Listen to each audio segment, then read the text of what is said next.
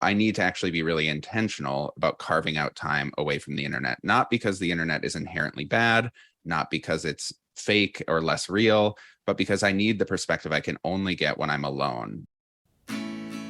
Welcome to the Healthy Screen Habits Podcast. I'm Hillary Wilkinson. Whether you're starting your parenting journey with a newborn or looking to connect with your teen on technology, let's learn some new healthy screen habits together.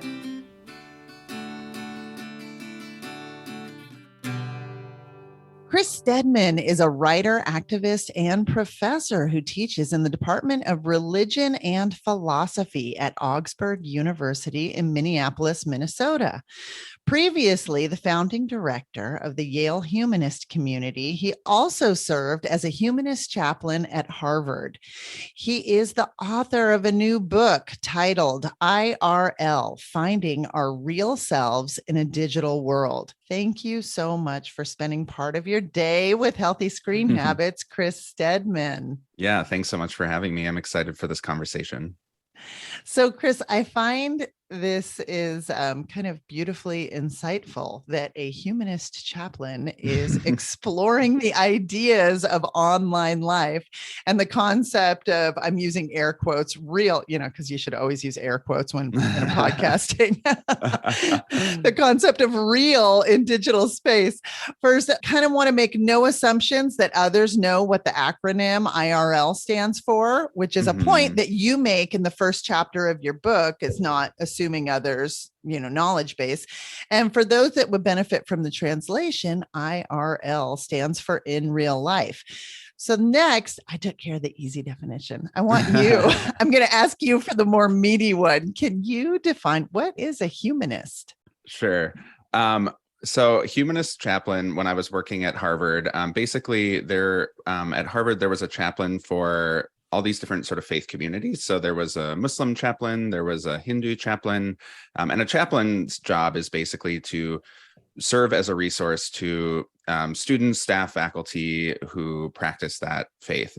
So, if you have a meaning of life question that you're sifting through, if you're looking for community, and the humanist chaplain's job was basically for everyone who didn't fall into some sort of category, we were there to support them.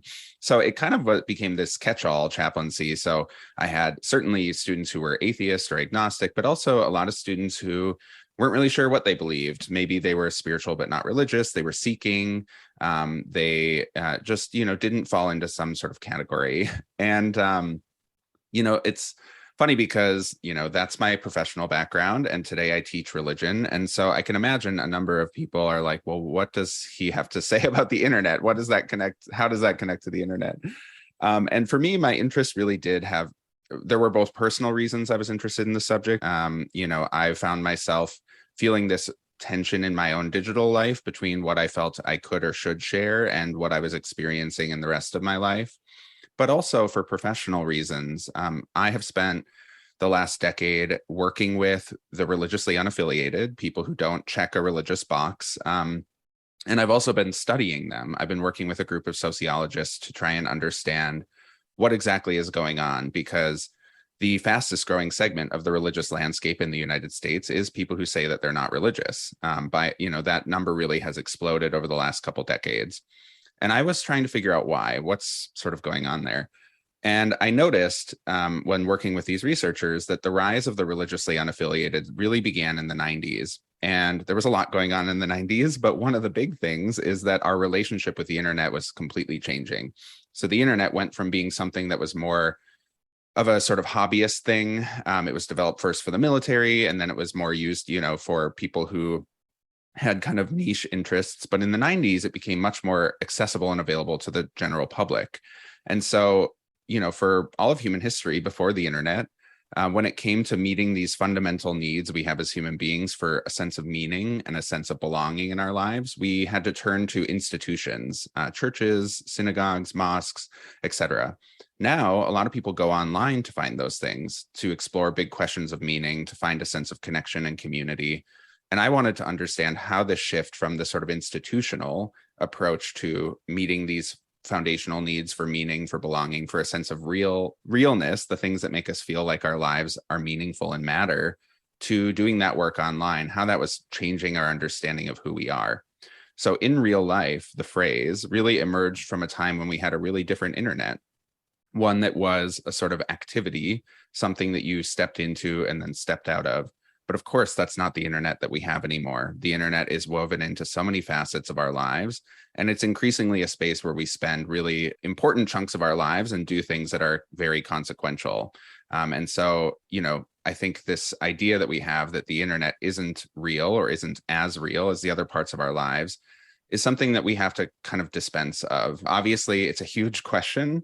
It's a debate that I don't pretend to resolve in the book, and don't think anyone can, about whether or not the internet is as real as the other parts of our lives. But I take my cue from, unsurprisingly, because I teach religion and I'm interested in it, I take my cue from this Lutheran theologian named Dietrich Bonhoeffer, who was living in Germany at the time of the rise of the Nazis. And he had this idea that Christians have a responsibility to live as if there is no God, by which he meant Christians shouldn't wait for God to intervene in the face of injustice, but rather should act on God's behalf in the world. And so for him, he took that very seriously and actually, attempted to assassinate Hitler, which is ultimately why he was imprisoned. And that's what led to his death. And I found myself thinking about this idea a lot, about living as if something were the case, even if you believe the opposite or aren't sure. And I think whatever we think of our digital lives, less real, more real, complicated, they certainly are. I think we would do ourselves a real service by treating them as if they are as consequential and important as every other part of our lives, and strive to bring the same kind of thoughtfulness and intention that we try to practice in other parts of our lives, to not do the thing that we've all done, I think, which is to say things like, oh, it's just the internet, it doesn't count, or oh, I would never talk to someone that way in person, but rather to say, in what ways do the things that I do online really reflect important pieces of who I am, and how am I practicing or not practicing my values in the digital space? I love that. And I think it speaks to the importance of really kind of drilling down and making sure that you understand what sort of values are important to your family. We spoke a little bit before recording about how the primary audience here is parents. And I think that also is key, that recognition that for our kids who are growing up today, that distinction between online life and what we used to call online versus real life, it's all real. It's all just facets of realness. And our kids are very much within both of those realms. Yeah, I found myself thinking a lot about my childhood while working on this book, both because I grew up in a time with a very different internet. The internet did exist when I was growing up, but I didn't have it at home. My earliest memories of it are like biking to the library and logging on and using a shared computer for 20 minutes before it was someone else's turn. So it really was that sort of set apart activity. But obviously, I don't have children myself, but my sister has 3 kids that I'm really close to. And, I talk to my sister all the time about just what a different experience it is for her to raise children in this digital moment, and, how to have conversations with them about, just how real the things that they're doing online are. And, I think that obviously, the internet it's created all kinds of new challenges. And a lot of them have to do with how the platforms operate. They function as if they're public space, but of course they're not. They're private space. They're run by private corporations that ultimately are interested in making money. And so they operate in ways that prey on our vulnerabilities in order to keep us entangled in the digital world for longer. But it's not all bad news. I came across I was doing tons of research for this book, and I came across this really encouraging study out of BYU that found that people could spend the same exact amount of time online and have fundamentally different experiences. And this was a longitudinal study they did over the course of 8 years. So they studied the same people for 8 years, and they found that, people could, there's this common line of thinking that the longer you're online, the more, negative your experience is, the more anxious you are, the more polarized you become, et cetera. But they found that, people could have really different experiences, and it all came down to whether or not they were being intentional about what they were using the internet for. And so I think encouraging kids and also reminding ourselves as adults that we need to be sort of constantly thinking about what needs am I trying to meet when I go online, what and to really bring that same critical lens rather than kind of shrugging off digital space as being something that isn't the same as the rest of life, I think I makes a agree. huge difference. Yeah. Was that Sarah Coyne's research Mm-hmm. out of BYU? Yeah. It was Sarah Coyne was the primary lead on that. I believe so. Yeah. Yeah. And she's actually been a guest on. Oh, great. She spoke later on, but I clearly remember because her healthy screen habit takeaway was to interact more online. And it was to kind of flip the script. And they found in that research that those who seek to find the positive, comment on the positive, et cetera, actually come away with elevated mood. Yeah. So, yeah. Absolutely. Yeah. I'm thinking, like, as you go through this process of writing, I've never written a book. Full disclosure. Don't recommend it, honestly. I have had 2 babies, and I understand that birthing a child is a lot like birthing a book. So, but I'm thinking, were those like kind of, I can just imagine you continually having these aha moments as you were doing your research and writing about the digital world. Is that the kind of thing that you experienced as you were coming through your process? Absolutely. There are different approaches to writing. There are people, it's often, framed as a sort of a polemical approach. There are people who have a really clear vision of what they want to say when they write, and they know from the beginning, and then they write something to make an argument. But the kind of writing I do is much more exploratory. I set out not really knowing what I think about something, and I try to writing is how I try to sort of figure out what I think about things. And so when I began working on IRL, I, like I said, had very mixed feelings about my digital life. I knew that the digital world could be this incredible space to, experiment with identity, to learn and grow and be stretched.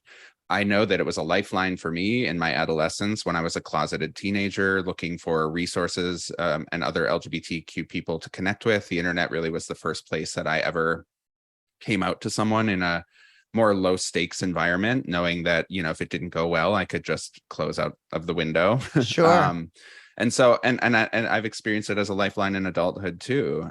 But I also knew that my relationship with it was not what I wanted it to be. It didn't feel healthy. It felt fraught and complicated. It felt not very mindful. I felt as if my digital time was spent really mindlessly, which again, the platforms often, I think, encourage. And so I was feeling much more cynical about the digital world when I started the process, and I found myself moving toward the middle as I wrote, both because I spent a lot of time trying to really dig into as much as I could. So I did a lot of reading and research, but also I did a lot of interviewing, and I talked to other people about their digital experiences. And I just found myself consistently surprised by how many people spoke to these really sort of beautiful ways that the internet made them feel more human and not just less. Certainly, we've all had moments where the internet has made us feel less like ourselves. But the more I talked to people, the more I found that almost everyone had some moment where the internet had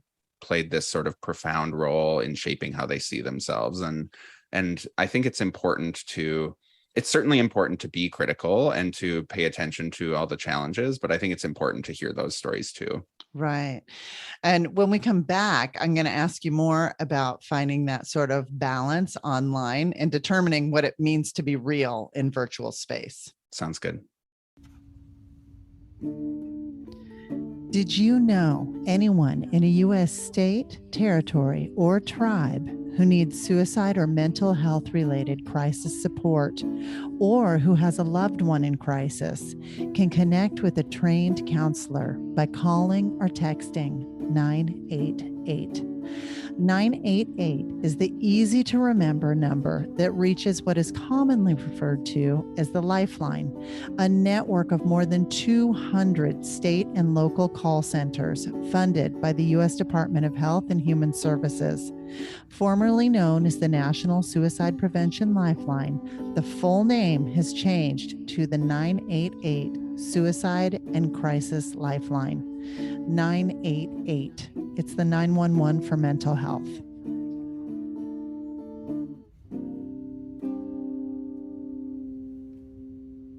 My guest is Chris Stedman, author of the book we're discussing, IRL, Finding Our Real Selves in a Digital World. He's also the writer and host of Unread, a narrative podcast series about the digital breadcrumbs people leave behind.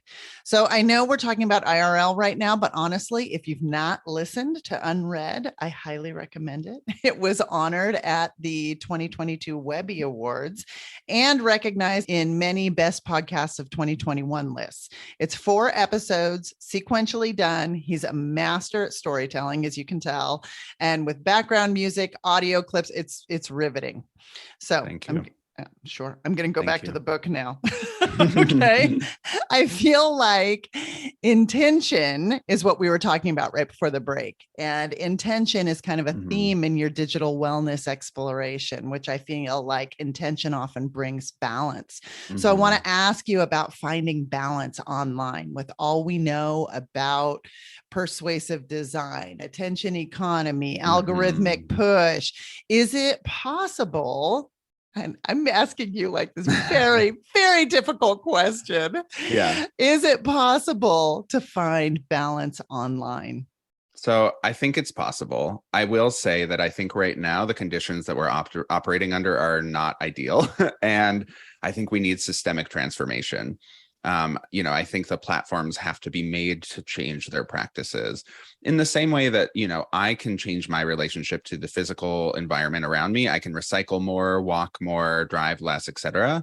But until the 100 corporations that are responsible for the majority of carbon output are forced to change their practices, I might change my relationship to the world around me, but the system isn't going to change. And so, likewise, I think online we can change our relationship to the internet, but we are sort of swimming upstream. And so, obviously individual change is what leads to systemic change. And so it starts with us, but yes, I think it's absolutely possible. I took a 3-month social media break when I was finishing IRL because I really had to finish the book. But I also found myself thinking, okay, I've spent the last few years reading, researching, interviewing, reflecting on my own life online, but I've been online the whole time. And maybe I need to sort of experience the opposite. And so when I first started my break, I was truly going through withdrawal. Like my friends were like, you are texting us in tweet format, stop. And I felt like, truly felt withdrawal. But then eventually that gave way to this immense feeling of relief, which would seem to confirm all the sort of naysayers about the internet, right? That it's bad, it makes us more unhappy, etc. But what I came to realize was the reason I felt relief was because I was basically on retreat. It's like when you go on vacation, your worries melt away because you're basically stepping out of your life, right? And again, religion professor, I found myself thinking about Thomas Merton, who was this Catholic priest who at one point thought he was going to become a monastic, thought he was going to go live off the grid, live this life in a religious order. But he came to feel very strongly that the whole point of retreat is that it gives us the perspective we need so that we can re-enter the world and re-engage and recommit to the work that we see as being important. And I think that it is critical that we have time away from the internet in order to take that break, to get that perspective that we need. When I was growing up, again, disconnection was my norm and connection was this activity. So I would go online, I would connect with people, and then I'd go back to the rest of my life. And I didn't have a smartphone until I was in my first job at Harvard. And so I spent a lot of my formative years, even into adulthood, spending a lot of time alone, like waiting for a bus. I would just be sitting there bored. In reflection. And exactly, it's in those moments of boredom, of loneliness, that the mind wanders. It's this incredibly creative space. Sometimes the thoughts that we've been trying to distract ourselves from thinking arise, and we have to think about them and confront them and deal with them.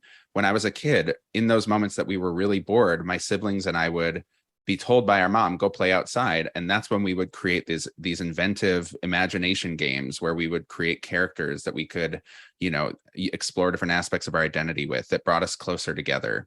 And I think it's critically important that we have that time of disconnection. So today, connection is the norm. At the very first moment of boredom, I can just grab my phone and start scrolling. And so I need to actually be really intentional about carving out time away from the internet, not because the internet is inherently bad, not because it's fake or less real, but because I need the perspective I can only get when I'm alone. And that is something that I've had to make a real effort to and that's a big reason why I've gotten really into like biking and other physical activities. I've gotten into weightlifting, which is completely unimaginable for me, because they're things that sort of center me in my body and help me disconnect, and spend time alone. So I think that that's definitely very important to finding balance. I think that's really critical. That reflective component of what you're talking about is really critical when talking about establishing a relationship with the self. Mm-hmm. And I think that kind of keys into this bigger, well, not bigger, but let's say this concurrent issue we are having, where social scientists are saying that we're experiencing a secondary pandemic. And it was actually being talked about and explored like pre-COVID-19, but the idea of this loneliness pandemic, which according to National Institute on Aging, loneliness, as it turns out, is detrimental to our overall health as smoking 15 cigarettes a day. And it said that loneliness can shorten a person's lifespan by as many as 15 years. It's a really big problem. So that the bigger challenge, it seems to be, is people are having difficulty with connection to others. And I think that we can't help but have difficulty connecting with others if we don't know ourselves. Yeah. And I think loneliness is detrimental when we are uncomfortable with being alone with ourselves. That's, and so I found for myself, a big part of what was driving my mindless digital use was that I was not comfortable being alone with my own thoughts. And so I wanted to distract myself from them. And I think we experience loneliness as this acutely painful experience when we aren't comfortable being with ourselves. But when I'm spending time truly by myself, feeling completely comfortable, and when it's a choice rather than something that feels like it's like forced upon me, that I have to be alone because nobody wants to be with me or whatever, I don't experience loneliness. I experience the joy of solitude. And so, yeah, I think a lot of it does come down to, are we comfortable spending time with ourselves or not? Right. And in your studies, I mean, other than what you experienced with your, I'm going to call it a digital retreat for some people call it digital fastings, but I prefer that term digital retreat because I think it does speak to you come back, and to kind of gain the lessons learned. You do need to come back and apply what you've learned.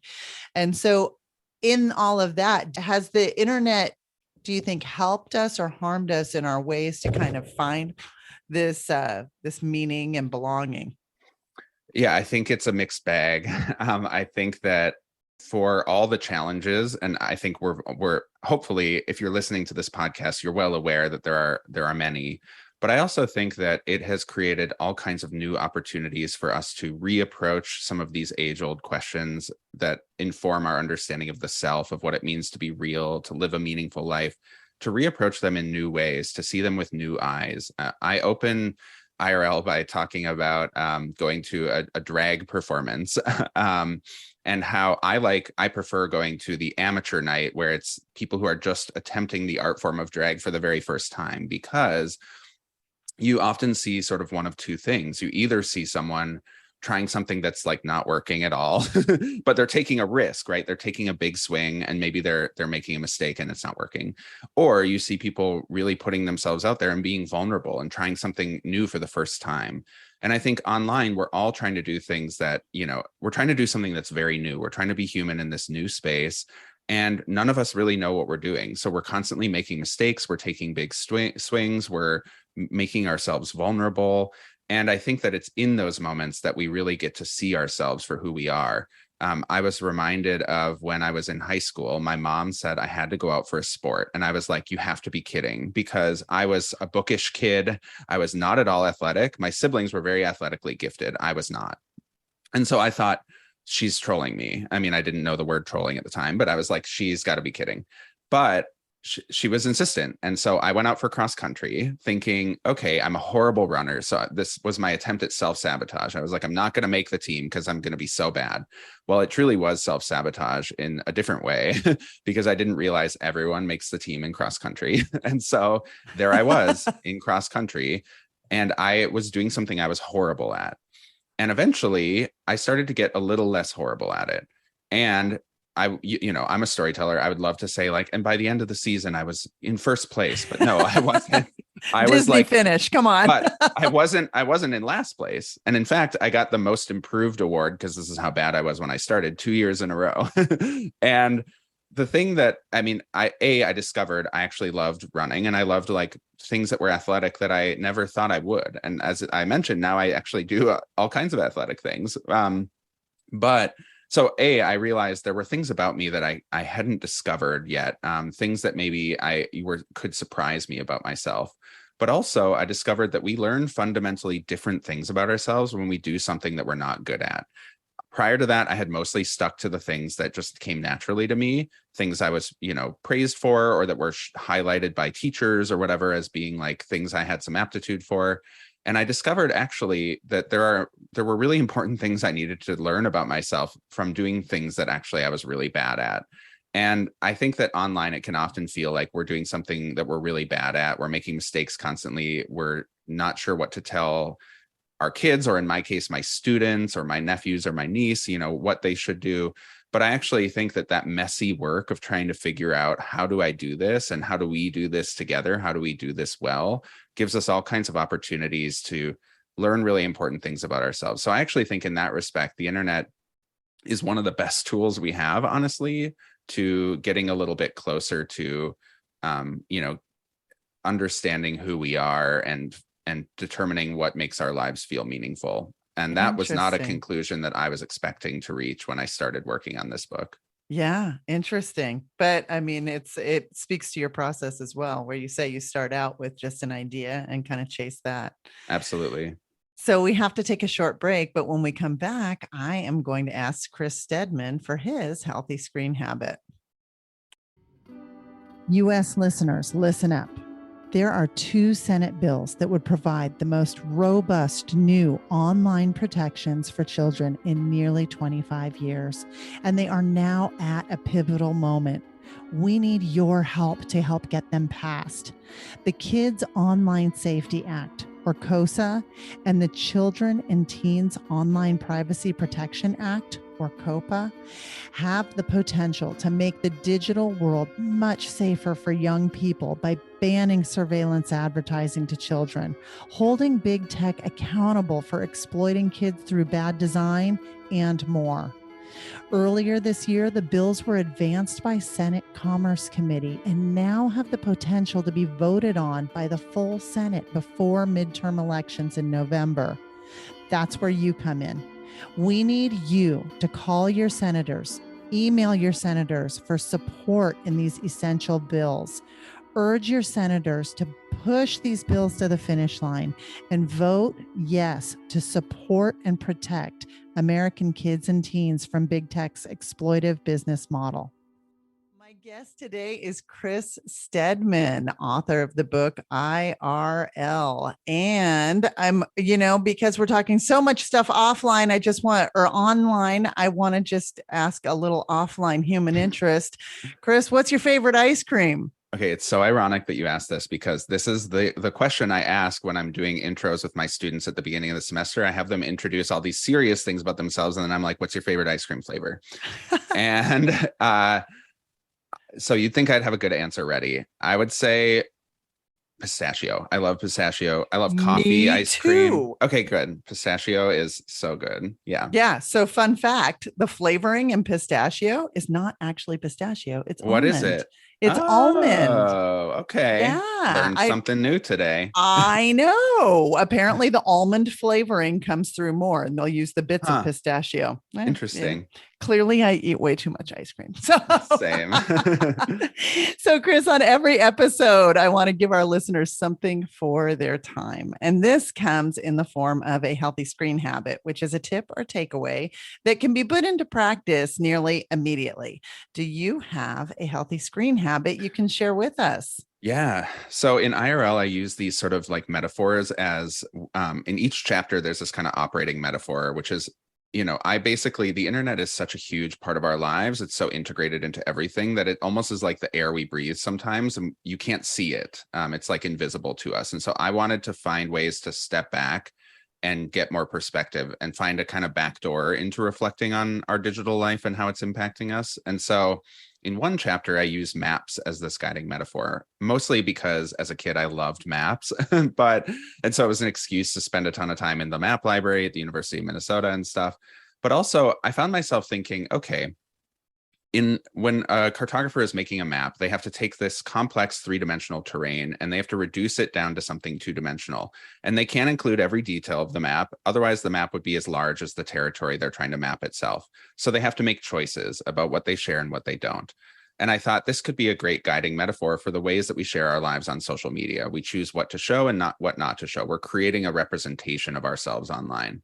But this was one of these really fun moments where it turned out the metaphor was working on more than one level, including levels I wasn't anticipating. Because the thing about maps is we look at them as if they're just a sort of neutral, factual depiction of a place. But they actually represent choices that people made about what is worth showing and what is not. And of course, those choices have a lot to do with who's paying for the map. Who decides, Sure. which cultural forces are dominant. And so you look at a map and actually you're seeing the interests of power and those kinds of things.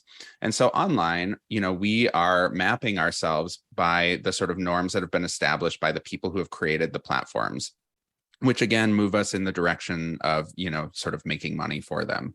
And so I actually think it's kind of fun and interesting and helpful to sit down and try to create a map of your digital life. And you can use think back to when you had to make a map when you were in elementary school or something. You have to create a key that shows what symbols mean what. But just the process of trying to create this map that could be legible to somebody else, that someone could look at and get some understanding of what your digital world is like, I think can be really insightful. And I think it's an activity you can do as a family to say, we're going to all sit down and create maps. And so I actually do this with my students. I have them make maps of their digital lives. And it's so interesting how different they are, how people choose to represent the different parts of their digital life in really different ways, what they choose to sort of document or not. Is it the platforms they spend time on? Is it the relationships they have? Is it the sort of different ways that they show up in different spaces online? Because, right, we've always been multiple selves in different parts of our lives. The self I am in this interview is not the same as when I'm hanging out with my mom or teaching my students. Instead, who I am is a composite of all these different selves. And so how are the different ways that we sort of show up online and bring different parts of ourselves to the forefront? How are those represented in a map of our digital lives? So I think it's kind of a fun exercise to try out. Yeah. Excellent. Well, if you'd like to purchase the book IRL, Finding Our Real Selves in a Digital World, you can find it on our Healthy Screen Habits Amazon Marketplace. Or if you have the opportunity, please support your local independent brick and mortar bookseller.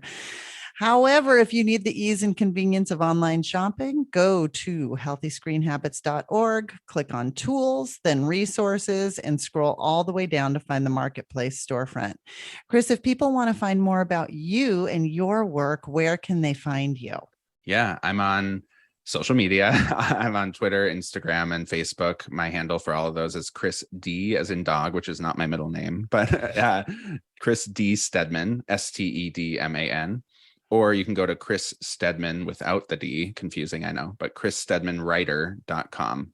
Excellent. As always, a complete transcript of this conversation can be found in this episode's show notes, which you can find by going to, once again, healthyscreenhabits.org, click on the podcast button at the top of the page, and scroll down to find this episode. Chris, thank you so much for chatting with me today. I feel like we're going to go and create digital maps, and it'll be quite an adventure to see where my kids put themselves. But yeah, also, you'll have to, if you feel like it, you'll have to send me yours. I'd love to see it. oh, that would be awesome. Yeah. Okay. Thank you so much for being here today. Yeah, thanks for having me. For more information, you can find us on Instagram and Facebook at Healthy Screen Habits. Make sure to visit our website, healthyscreenhabits.org, where you can subscribe to the show on Apple Podcasts or via RSS, so you'll never miss an episode. It's free, it's fun, and you get a healthy new screen habit each week. While you're at it, if you found value in this show, we'd appreciate you giving us a quick rating. It really does help other people find us and spread the word of healthy screen habits. Or if you'd simply like to tell a friend, we'd love that too. I so appreciate you spending your time with me this week, and I look forward to learning more healthy habits together.